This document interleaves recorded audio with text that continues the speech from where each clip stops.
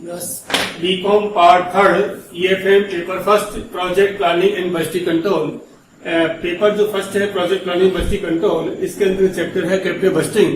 और capital budgeting के chapter के अंदर देख रहे थे अपन मेथड्स ऑफ कैपिटल बजटिंग।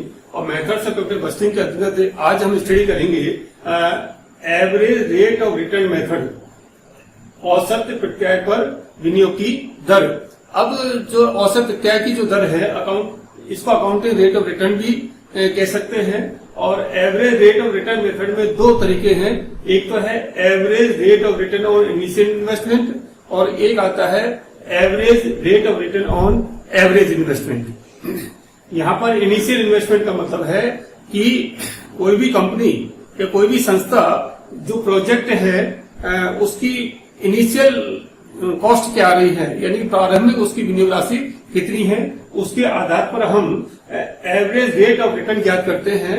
और औसत जो प्रत्यय की दर है वो इनिशियल इन्वेस्टमेंट के ऊपर ज्ञात की जाती है इस विधि के अंतर्गत। और जो दूसरी विधि है जिसको इसके बाद हम पढ़ेंगे वो है average rate of return on average investment. वो नेक्स्ट वीडियो में हम अध्ययन करेंगे। यहाँ पर हम जो भी संस्था है जो प्रोजेक्ट अडॉप्ट करना चाहती है उसकी हम average rate of return on initial investment के आधार पर हम ज्ञात करते हैं।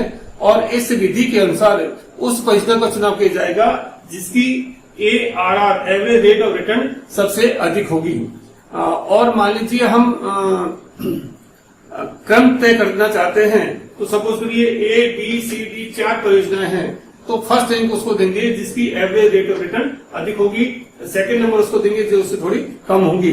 यानी कि सबसे अधिक एवरेज रेट ऑफ रिटर्न वाली जो प्रोजेक्ट है उसको हम नंबर 1 पर प्रायोरिटी में तय करेंगे। मान लीजिए हमें केवल एक ही प्रोजेक्ट है, उसको एक्सेप्ट करना है या रिजेक्ट करना है, उसके लिए क्या करना पड़ेगा कि जो मैनेजमेंट है, मैनेजमेंट ने जो एक्सपेक्टेड रेट ऑफ रिटर्न तय कर रखी है, सपोज करिए मैनेजमेंट ये चाहता है कि यदि हम किसी प्रोजेक्ट को यूज करें, कंपनी में लागू करें किसी मशीन को या किसी प्रोजेक्ट को, तो उस पर मिनिमम जो रिक्वायरमेंट हो 10% रिटर्न उससे मिलना चाहिए, एवरेज 10% आना चाहिए उसके एनुअली। तो यहाँ पर अगर हम इनिशियल इन्वेस्टमेंट के आधार पर ARR ज्ञात करते हैं, एवरेज रेट ऑफ रिटर्न ज्ञात करते हैं, वो सपोज करिए आपकी 12% आती है, तो इस प्रोजेक्ट को हम एक्सेप्ट करेंगे क्योंकि मैनेजमेंट ने जो तय कर रखी थी 10%, उससे ये अधिक आती है। मान लीजिए ये आती है आपकी 9%, तो चूंकि मैनेजमेंट ने एक्सपेक्टेड किया था 10% और हमारी जो आ रही है वो इस प्रोजेक्ट से 9% की आ रही है, तो इस प्रोजेक्ट को हम एक्सेप्ट नहीं करेंगे, इसको रिजेक्ट कर देंगे।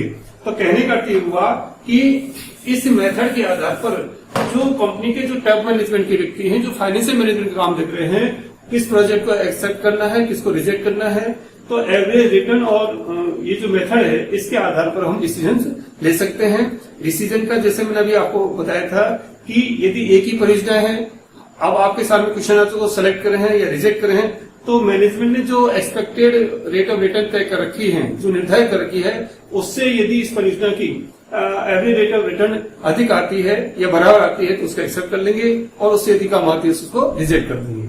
अगर मान लीजिए आपके पास में 4 परियोजना है, उनमें से किसी एक का चुनाव करना है, तब हम चारों की एवरेज रेट ऑफ रिटर्न ज्ञात करेंगे और उनमें से जो सबसे अधिक ARR होगी उसको हम एक्सेप्ट कर लेंगे।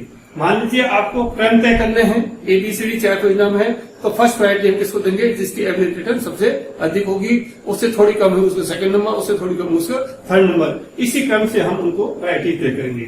अब यहाँ पर हम फॉर्मूला देख रहे हैं कि average rate of return on initial investment कैसे ज्ञात करें। तो यहाँ पर है estimated average net annual income after depreciation tax upon initial investment into 100। आपको क्वेश्चन में इनिशियल इन्वेस्टमेंट दे रखा होगा। अब आपको क्या ज्ञात करना है कि average net annual income after depreciation tax, जो कैश इनफ्लोज आ रहे हैं जो प्रोजेक्ट से यदि हम लगाते हैं उसकी एस्टिमेटेड इनकम कितनी होगी, उस इनकम में से पहले हमें डेप्रिसिएशन घटाना है और उसके ऊपर जो टैक्स है वो घटाना है। यहाँ पर हम ले रहे हैं आफ्टर डेप्रिसिएशन टैक्स।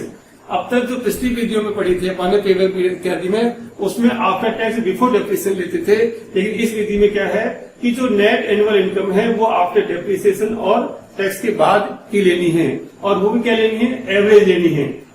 तो जितनी वाले 5 साल की, तो 5 साल की हम नेट एनुअल इनकम लेंगे आफ्टर डेप्रिसिएशन टैक्स और उसका एवरेज निकाल लेंगे और उसके आधार पर हम इनिशियल इन्वेस्टमेंट को भाग दे देंगे, तो ये परसेंटेज के अंतर्गत आ जाएगी। मैं यहाँ पर एक एग्जाम्पल ले रहा हूँ। सपोज करिए 4 प्रोजेक्ट है, प्रोजेक्ट ए, बी, सी और डी। प्रत्येक प्रोजेक्ट की कॉस्ट 1 लाख रुपीज है। एक प्रोजेक्ट की लागत भी इनिशियल इन्वेस्टमेंट 1 लाख रुपीज है, बी की भी 1 लाख रुपए है, सी की भी 1 लाख रुपए और डी की भी 1 लाख रुपए, यानी कि इनिशियल इन्वेस्टमेंट इन चारों प्रोजेक्ट का इक्वल है, समान है। अब यहाँ पर मैंने लिया यहाँ पर average net annual income after depreciation tax. यहाँ पर मैंने डायरेक्ट ले लिया है कि आफ्टर डेप्रिसिएशन टैक्स के बाद नेट एवरेज इनकम कितनी है। तो पहले प्रोजेक्ट से एवरेज जो नेट एनुअल इनकम आ रही है वो 10,000 रुपए की है। बी प्रोजेक्ट से 15,000 रुपए मिलने की संभावना है और सी प्रोजेक्ट से 20,000 की और डी प्रोजेक्ट से 18,500 रुपए की मिलने की संभावना है। अब आपको इसमें तय करना है कि इन चारों में से हम किस प्रोजेक्ट को चुनाव करें। तो यहाँ पर आपको इस फॉर्मूले से प्रत्येक प्रोजेक्ट की ARR ज्ञात करनी है। तो पहले ए प्रोजेक्ट की हम ज्ञात करते हैं। तो ए प्रोजेक्ट में क्या है, estimated average net annual income after depreciation tax कितनी रखी है, 10,000 रुपए अपॉन इनिशियल इन्वेस्टमेंट कितना है इसका, 1 लाख रुपए का अपॉन 1 लाख रुपए इंटू 100, ये आ गई आपकी 10%। ए प्रोजेक्ट की कितनी आ गई, 10%। ठीक है। अब ऐसे हम बी प्रोजेक्ट की ज्ञात करते हैं। वेरी सिंपल है। 15,000 रुपए क्या दे रखे हैं ये, estimated average net annual income after depreciation tax कितना है, 15,000। तो 15,000 upon initial investment 1 lakh into 100, ये आ गया आपका 15%। तो बी प्रोजेक्ट की ARR आ गई 15%। नाउ इसी प्रकार से आप कर सकते हैं सी की। सी में कितना देगा, 20,000। 20,000 क्या है ये, average net annual income after depreciation tax 20,000 रुपए upon initial investment 1 lakh rupees into 100, ये आ गया आपका 20%। Very simple. और डी प्रोजेक्ट है, इसका जो दे रखा है estimated average net annual income after depreciation and tax rupees 18,500। Initial investment इसका भी 1 लाख रुपीज है इंटू 100, इसके आगे 18.5%।